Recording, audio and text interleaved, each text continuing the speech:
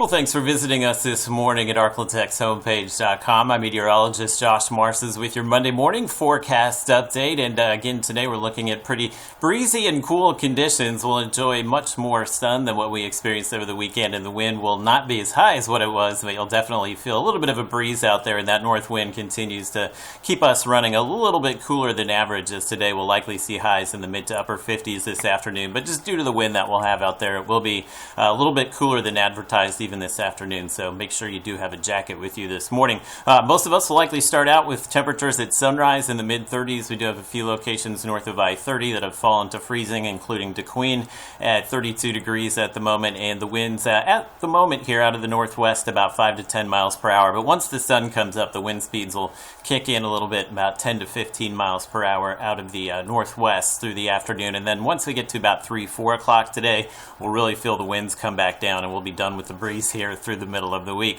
Enough wind this morning that we're not seeing any issues with fog, so you don't have to worry about that. And your highs a little bit later today should wind up in the mid to upper 50s. We're actually very close to where we should be on the first day of February, but again, it's going to feel a little bit cooler just due to that breeze that we'll have in place throughout the day. High pressure to the west of us, and that's what's kind of steering in those dry north winds, so we'll just see a few clouds drift through the Arklatex this morning, but I expect it will stay kind of mostly sunny as we go through the afternoon today. And there's a look at your Robin's Toyota Futurecast, which is showing the sunshine, and notice the wind arrows start to go away once we get into the afternoon, which means the wind speeds will come back down pretty significantly.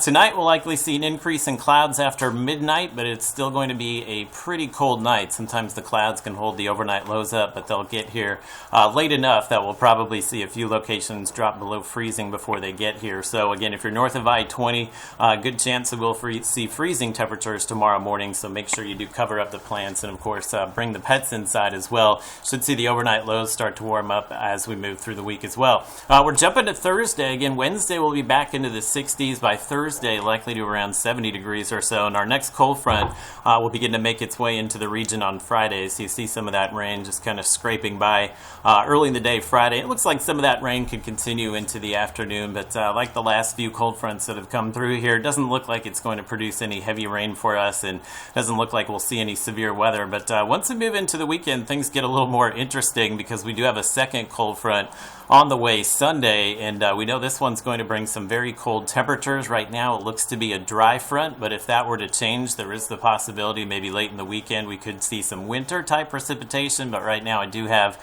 Saturday and Sunday as a dry forecast, but you can see the front later this week dropping us back into the 50s Friday, Saturday, and looking at highs to close out the weekend, potentially dropping into the 40s.